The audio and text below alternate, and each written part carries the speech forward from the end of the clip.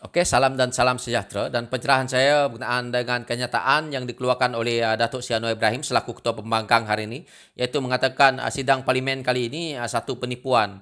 So, apa yang dibimbangkan oleh Datuk Seri Anwar Ibrahim, dia mengatakan bahawa saya rasa satu bentuk penipuan kerana memendekkan sidang, menyegerakan kelulusan beberapa undang-undang ordinan termasuk ordinan darurat dan tiada petunjuk bahawa akan perbahasan yang terbuka.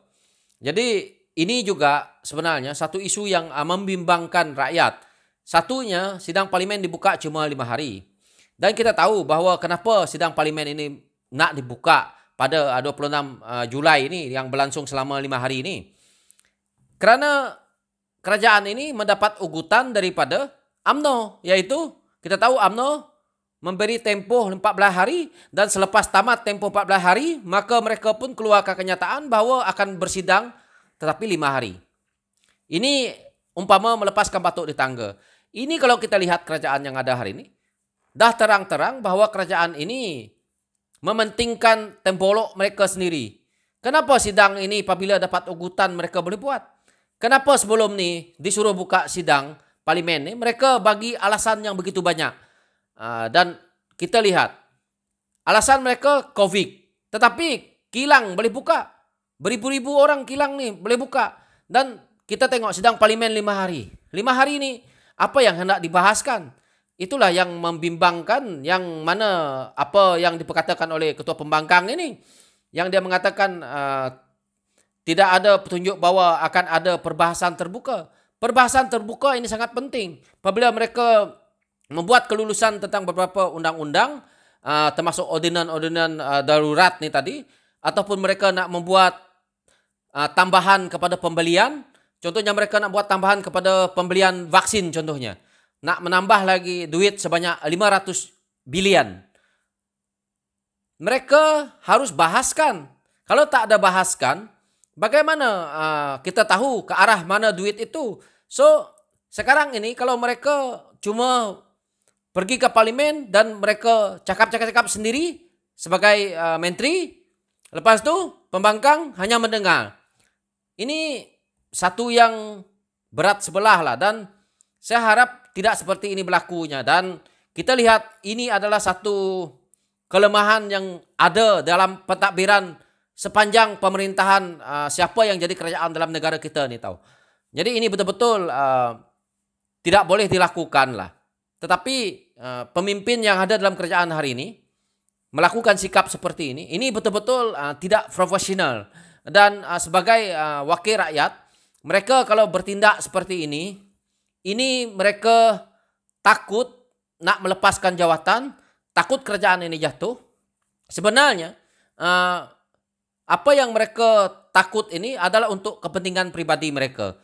Rakyat nih berada dalam keadaan seperti ini dengan krisis politik yang dilakukan oleh kerajaan yang ada hari ini. Kenapa kalau rakyat nak Datuk Seri Anwar Ibrahim jadi Perdana Menteri, ini bertujuan kalau Datuk Seri Anwar Ibrahim boleh menjadi Perdana Menteri, maka kerajaan yang baru akan hentikan darurat ini.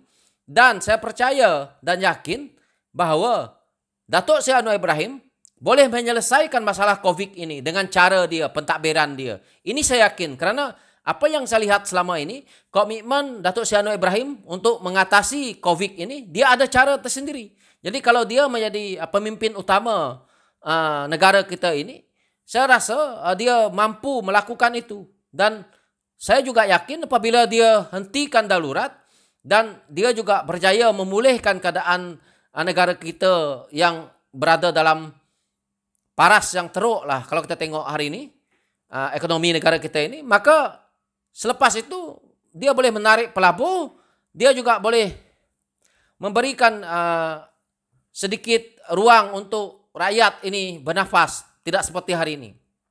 Ini saya yakin. Kenapa saya berkata seperti itu? Karena Datuk Seri Anwar Ibrahim, dia dah pernah merasa apa yang rakyat ni rasa tahu. Bagaimana rasanya pahit, bagaimana rasanya teraniaya.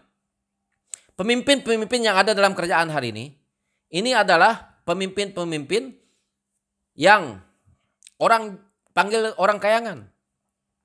mereka ini bercakap perjuangan. Mereka ini bercakap seolah-olah berani. Tapi sebenarnya telur pun tak ada. Tidak ada yang seberani Datuk Seri Anwar Ibrahim ni pun. Datuk Seri Anwar Ibrahim ni kira jago politik yang ada dalam negara kita hari ini. Karena dia berani dan dia duduk dalam penjara berpuluh tahun. Ada pemimpin UMNO yang sehebat dia? Tak ada. Pemimpin PBBM ni? Tak ada. Jadi dia ini adalah satu tokoh yang dah merasa pahit manisnya hidup ini. Apa yang rakyat rasa, kepahitan yang begitu pahit, kesengsaraan rakyat, dia dah rasa. Karena dia bukan orang kayangan. Jadi ketakutan ini hanya ada pada mereka-mereka yang gila dengan kuasa. Bukannya ketakutan ini kepada Datuk Seri Anwar Ibrahim. Kenapa kita lihat Datuk Seri Anwar Ibrahim ini yang perlu membawa kita ke arah kebaikan ini? Kerana dia satu-satunya tokoh yang ada hari ini yang kita boleh percaya untuk memimpin. Yang lain dah tak ada. Nak harapkan yang lain, semua ada kes jenayah, ada kes rasuah, ada yang juga menyalahguna kuasa, ada juga yang kita lihat daripada geng kayangan ni. So mereka mana ada rasa, macam mana rasanya susah, tidak ada. Tapi mereka memperceritakan kepada rakyat bahawa mereka lah jago untuk mempertahankan bangsa dan agama. Tetapi sebenarnya untuk tembolok dia sendiri. Mereka yang bersenang lenang dalam pandemik ni, Pak Menteri kita pergi luar negeri. Kita duduk dalam rumah 24 jam. Salah sedikit, kena saman, kena denda. Inilah kita rakyat. Jadi pemimpin itu kita nak orang seperti Datuk Seri Anwar Ibrahim ni. Dia dah pernah merasa dan dia akan tahu bagaimana dia nak membela rakyat. Tetapi ini menjadi ketakutan kepada orang kayangan ni dan juga mereka yang kita tahu kapitalis yang ada di Malaysia ni. Orang seperti Datuk Anwar Ibrahim ni memang amat ditakuti, digeruni karena ini akan menjejaskan periuk nasi mereka. Tetapi untuk kita rakyat, orang seperti Datuk Seri Anwar Ibrahim ni amat penting untuk kita. Jadi inilah yang perlu kita lihat. Parlimen ini sebagai contoh ketidakadilan yang mereka sudah tunjukkan kepada kita hari ini. Banyak lagi contoh-contoh lain yang kita boleh lihat yang membuatkan rakyat betul-betul rasa tertekan dengan sifat mereka yang menjadi pemimpin di dalam kerajaan yang ada hari ini. Jadi ketidakadilan itu patut mereka dah hapuskan. Sepatutnya mereka duduk dalam kerajaan hari ini, tunjuk dan pertontonkan yang terbaik. Tetapi kerana mereka ni berada dalam ketakutan semua, termasuk pemimpin PAS, maka mereka akan keluar ke kenyataan yang tidak berguna. Kita tengok perjumpaan di antara mereka sekarang ni, seperti pemimpin-pemimpin UMNO, kenapa tidak ada isunya pun? Padahal ini semua boleh dikatakan melanggar SOP sebab mereka jadi menteri.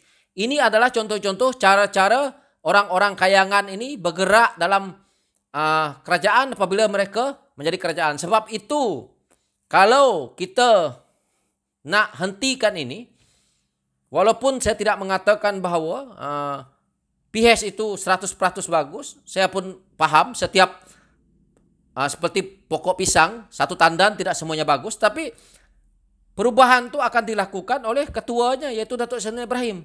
Dan dia akan datang apabila perubahan itu dah dilakukan, maka sistem itu akan dirubah untuk menjadi lebih ke arah yang baik. Tapi apa yang berlaku hari ini? Sistem kita itu belum dirubah. Malah kalau boleh mereka nak menggunakan sistem yang lagi lama supaya senang mereka nak melakukan penyelewengan, penipuan ataupun salah guna kuasa semuanya. Jadi ini yang sangat penting kepada kita, yang kita rakyat perlu lihat dan kenapa kita perlu menjadi penggerak untuk menyokong Datuk Seri Anwar Ibrahim menjadi Perdana Menteri kita. Dan sekian pencerahan saya untuk kali ini. Thank you.